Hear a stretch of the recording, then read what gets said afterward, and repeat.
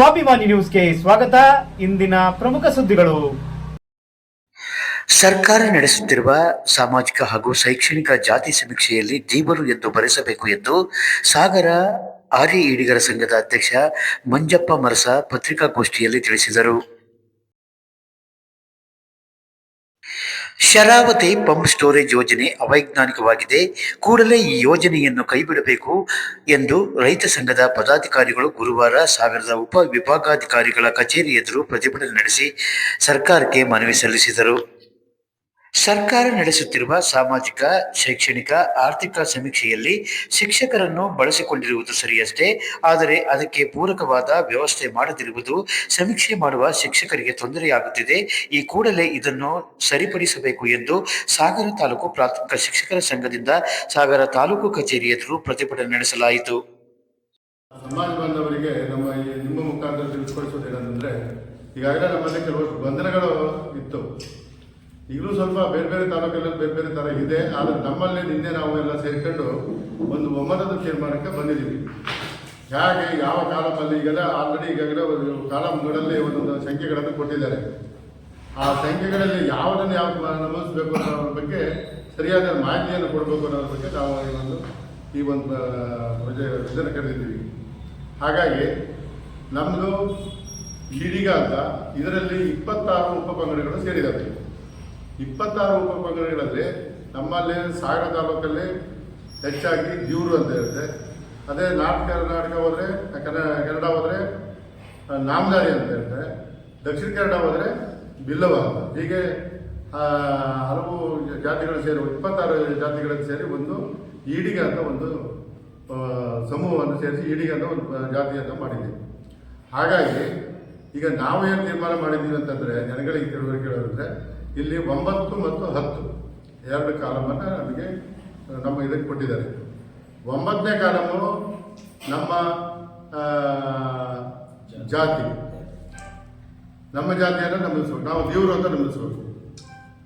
10ನೇ ಕಾಲಮಲ್ಲೂ ನಾವು ಹೇಳೋದು ದೇವರು ಅಂತಲೇ ನಂಬಿಸ್ಬೋದು, ಅವರ ತೀರಾ ಅವರಿಗೆ ಇಷ್ಟ ಇದ್ದರೆ ಈಡಿಗರನ್ನು ತುಂಬಿಸ್ಬೋದು. ಆದರೆ ಅವೆರಡೂ ತುಂಬಿದವಾಗ ಯಾವುದೇ ಅಭದ್ರತೆ ಆಗಲ್ಲ. ಕೆಲವರಿಗೆ ಒಂದು ಸ್ವಲ್ಪ ಒಂದು ಇದಿದೆ, ಅನುಮಾನ ಇದೆ.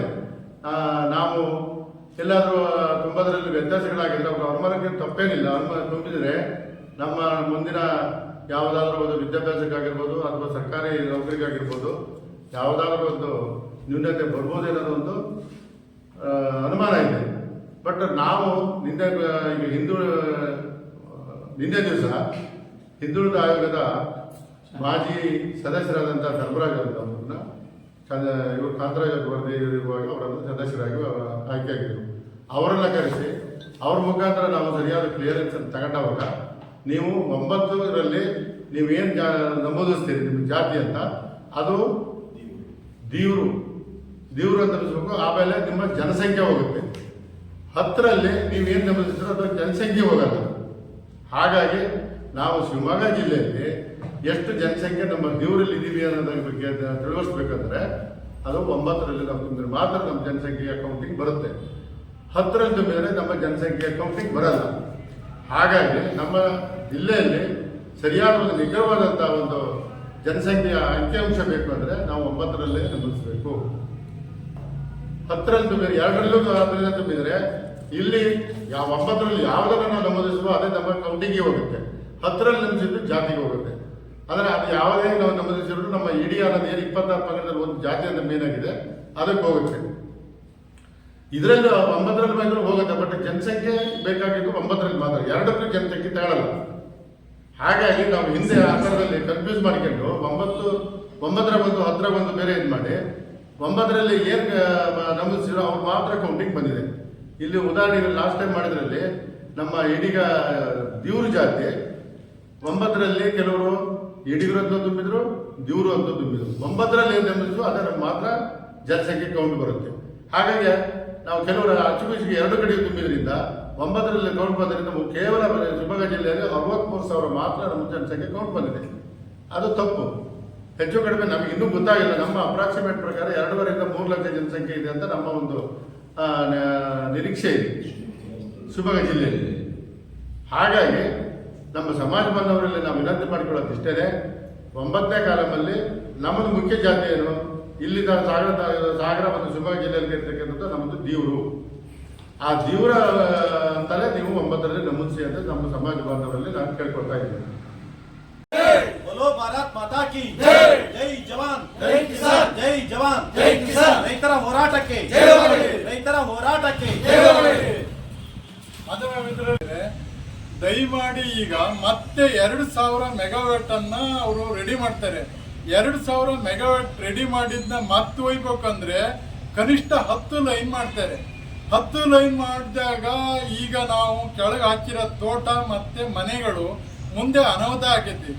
ಇಷ್ಟೆಲ್ಲ ಗೊತ್ತಿದ್ದು ನಾವು ಈ ಪ್ರಜಾಪ್ರಭುತ್ವದ ವ್ಯವಸ್ಥೆಗೆ ಒಬ್ಬ ನಾಯಕರಿಗೆ ತಿಳಿದೇನೋ ಒಟ್ಟು ಒಂದು ಓಟ್ ಹಾಕ್ಬಿಡ್ತೀವಿ. ನನ್ನ ಪರವಾಗಿ ನೀನು ವಿಧಾನಸೌಧದ ಕೋರ್ಟಾಗಿ ನೀನು ಮಾತಾಡಪ್ಪ ಅಧ್ಯಕ್ಷರ ಹತ್ರ ಅಂತೇಳಿ.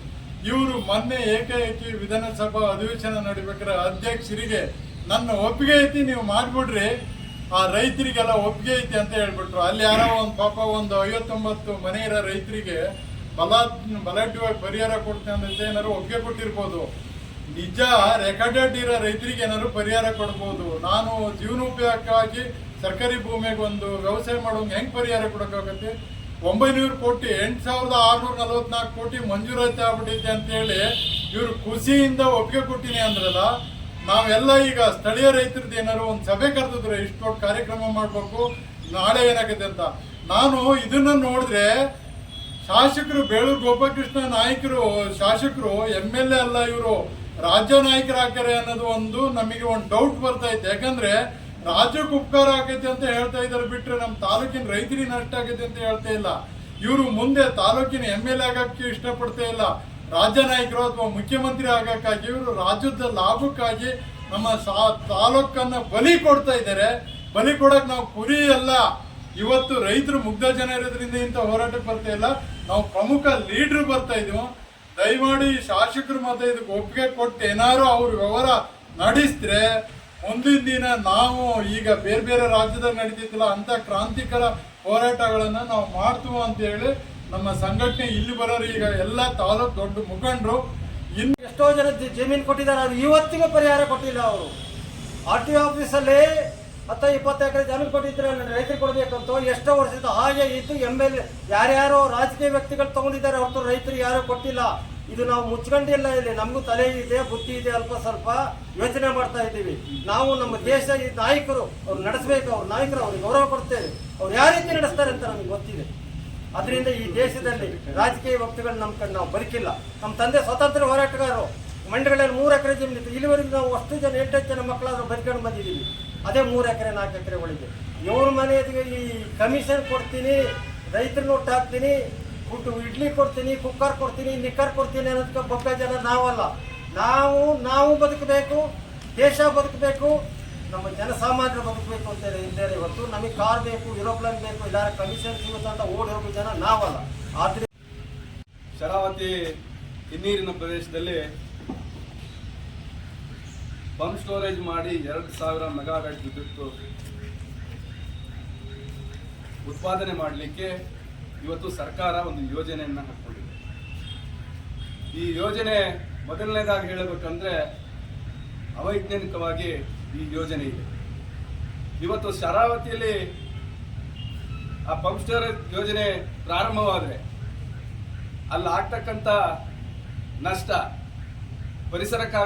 ಆಗುವಂಥ ನಷ್ಟ, ರೈತರಿಗೆ ಆಗುವಂಥ ನಷ್ಟ, ಜನಸಾಮಾನ್ಯರಿಗೆ ಆಗುವಂಥ ನಷ್ಟಗಳನ್ನ ಇವರು ಸರ್ಕಾರದವರು ಯಾವ ರೀತಿಯಲ್ಲೂ ತುಂಬಿಕೊಡ್ಲಿಕ್ಕೆ ಸಾಧ್ಯ ಇಲ್ಲ ಅಂತ ನಾವು ಈ ಸಂದರ್ಭದಲ್ಲಿ ಇವತ್ತು ಶರಾವತಿ ಮುಳುಗಡೆ ಸಂತ್ರಸ್ತರು ಸುಮಾರು 60ರ ದಶಕದಲ್ಲಿ ಮುಳುಗಡೆ ಆಗಿದೆ. ಅಂತ ರೈತರಿಗೆ ಇನ್ನೂ ಕೂಡ ಶಾಶ್ವತ ಪರಿಹಾರ ಕೊಡುವಲ್ಲಿ ಅಲ್ಲಿಂದ ಇಲ್ಲಿವರೆಗೂ ಆಡಳಿತ ಮಾಡತಕ್ಕಂಥ ಎಲ್ಲ ಸರ್ಕಾರಗಳು, ನಮ್ಮ ಜಿಲ್ಲೆಯ ಎಲ್ಲ ಪ್ರತಿನಿಧಿಗಳು ವಿಫಲರಾಗಿದ್ದಾರೆ. ಮೊದಲು ಆ ರೈತರ ಜಮೀನಿಗೆ ಹಕ್ಕುಪತ್ರ ಕೊಡುವಂಥ ಕೆಲಸವನ್ನ ಈ ಸರ್ಕಾರಗಳು ಮಾಡಬೇಕಿತ್ತು. ನಮ್ಮ ಜಿಲ್ಲೆಯಲ್ಲಿ 60ರ ದಶಕದಿಂದ ಇಲ್ಲಿಯವರೆಗೂ ಏನೋ ನಮ್ಮನ್ನ ಆಳಿದರೆ ಇವರು ಆ ಮುಳುಗಡೆ ಸಂತ್ರಸ್ತರಿಗೆ ಶಾಶ್ವತ ಪರಿಹಾರ ಕೊಡುವಲ್ಲಿ ವಿಫಲರಾಗಿದ್ದಾರೆ ಅಂತ ಈ ಸಂದರ್ಭದಲ್ಲಿ ಹೇಳಲಿಕ್ಕೆ ಬಯಸ್ತೇನೆ. ಅಂತ ಒಂದು ಕೆಲಸವನ್ನ ಮಾಡೋದು ಬಿಟ್ಟು ಈಗ ಪರಿಸರವನ್ನ ಹಾನಿ ಮಾಡೋದು, ರೈತರನ್ನ ಹಾಳ್ಗೆಡುವಂತಹ ಕೆಲಸ, ಮತ್ತೆ ಜನಸಾಮಾನ್ಯರಿಗೆ ಈ ಯೋಜನೆಯಿಂದ ತೊಂದರೆ ಮಾಡ್ತಕ್ಕಂಥ ಕೆಲಸವನ್ನ ನಮ್ಮ ಮಾನ್ಯ ಶಾಸಕರು ಈ ಯೋಜನೆಯನ್ನು ತಂದಿದ್ದು ವಿರೋಧ ಇದೆ ನಮ್ಮದು ಅಂತ ಹೇಳಿ ಈ ಸಂದರ್ಭದಲ್ಲಿ ನಾನು ವ್ಯಕ್ತಪಡಿಸ್ತೇನೆ. ಹಾಗೆ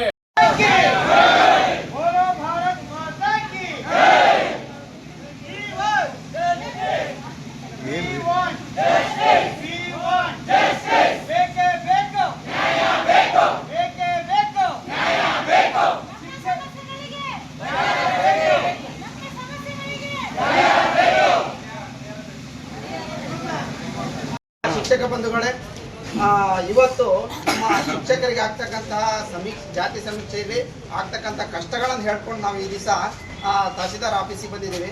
ಈ ಒಂದು ಸಮಯದಲ್ಲಿ ನಮ್ಮ ಈ ಒಂದು ಪ್ರತಿಭಟನೆಯನ್ನು ಮಾಡಲಿಕ್ಕೆ ನಮ್ಮ ಸಂಘದ ಅಧ್ಯಕ್ಷರಾಗಿರ್ತಕ್ಕಂಥ ಶ್ರೀಯುತ ಮಾದೇಶಪ್ಪನವರು ಈ ಕಾರ್ಯಕ್ರಮದಲ್ಲಿ ಉಪಸ್ಥಿತರಿದ್ದು ಮುಂಚೂಣಿಯಲ್ಲಿದ್ದಾರೆ. ಹಾಗೆ ನಮ್ಮ ರಾಜ್ಯ ಪರಿಷತ್ ಸದಸ್ಯರಾಗಿರ್ತಕ್ಕಂಥ ಶ್ರೀಯುತ ದೇವೇಂದ್ರಪ್ಪ ಸರ್ ಇದ್ದಾರೆ. ಹಾಗೆ ನಮ್ಮ ನೌಕರ ಸಂಘದ ಉಪಾಧ್ಯಕ್ಷರಾಗಿರ್ತಕ್ಕಂಥ ಶ್ರೀಯುತ ರಾಜಶೇಖರ್ ಶೆಟ್ಟಿ ಇದ್ದಾರೆ. ಹಾಗೆ ನೌಕರ ಸಂಘದ ಜಂಟಿ ಕಾರ್ಯದರ್ಶಿಗಳಾಗಿರ್ತಕ್ಕಂತಹ ಮಂಜುನಾಥ್ ಅವರಿದ್ದಾರೆ. ಸಾವಿತ್ರಿ ಬಾಬು ಸಂಘದ ಅಧ್ಯಕ್ಷರಾಗಿರ್ತಕ್ಕಂಥ ವಿಕ್ಟೋರಿಯಾ ಮೇಡಮ್ ಇದ್ದಾರೆ. ಹಾಗೆ ನಮ್ಮ ಎಲ್ಲ ಪದಾಧಿಕಾರಿಗಳಿದ್ದಾರೆ. ಹಾಗೆ ಶಿಕ್ಷಕ ಬಂಧುಗಳು ಅತಿ ಹೆಚ್ಚಿನ ಸಂಖ್ಯೆಯಲ್ಲಿ ಈಗಾಗಲೇ ಗಣತಿಗೆ ಹೋಗಿ ತೆರಳಿ ಸಾಕಷ್ಟು ಕಷ್ಟಗಳನ್ನು ಅನುಭವಿಸಿ, ಅಲ್ಲಿ ಆಗದೇ ಇರ್ತಕ್ಕಂಥದ್ದೆಲ್ಲ ಕಷ್ಟಗಳನ್ನು ಅನುಭವಿಸಿ ಸ್ವತಃ ತಾವೇ ಅನುಭವಿಸಿ ಇವತ್ತು ಒಂದು ಪರಿಹಾರವನ್ನು ಕಂಡುಕೊಳ್ಳಿಕ್ಕೆ ನಾವೆಲ್ಲರೂ ಬಂದಿದ್ದೀವಿ. ಈ ಒಂದು ಪರಿಹಾರವನ್ನು ಮಾನ್ಯ ತಹಸೀಲ್ದಾರ್ ಅವರು ಅತಿ ಶೀಘ್ರದಲ್ಲಿ ಮಾಡಿಕೊಡ್ಬೇಕು ಅಂತ ಒಂದು ಉದ್ದೇಶದಿಂದ ನಾವೆಲ್ಲರೂ ಬಂದಿದ್ದೇವೆ. ಹಾಗಾಗಿ ಎಲ್ರಿಗೂ ಕೂಡ ತುಂಬ ಹೃದಯದ ಸ್ವಾಗತವನ್ನು ಬಯಸ್ತೀವಿ.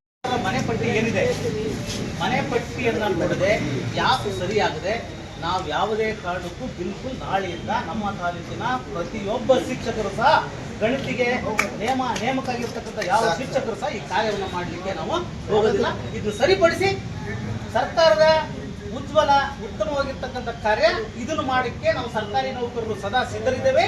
ಆದರೆ ವ್ಯವಸ್ಥೆ ಸರಿಯಾದರೆ ಮಾತ್ರ ನಾವು ಮಾಡ್ತೇವೆ, ಇಲ್ಲ ಅಂದರೆ ನಾಳೆಯಿಂದ ಈ ಕಾರ್ಯವನ್ನು ನಾವು ಮಾಡೋದಿಲ್ಲ. ನಾವು ಇಡೀ ಒಕ್ಕೂರಿನಿಂದ ನಮ್ಮ ತಾಲೂಕಿನ ಎಲ್ಲ ಶಿಕ್ಷಕರು ಇವತ್ತು ನಾವು ಹೇಳ್ತಾ ಇದ್ದೇವೆ ಅಂತ ಹೇಳಿ ನಾನು ಹೇಳಲಿಕ್ಕೆ ಬಯಸ್ತೇನೆ.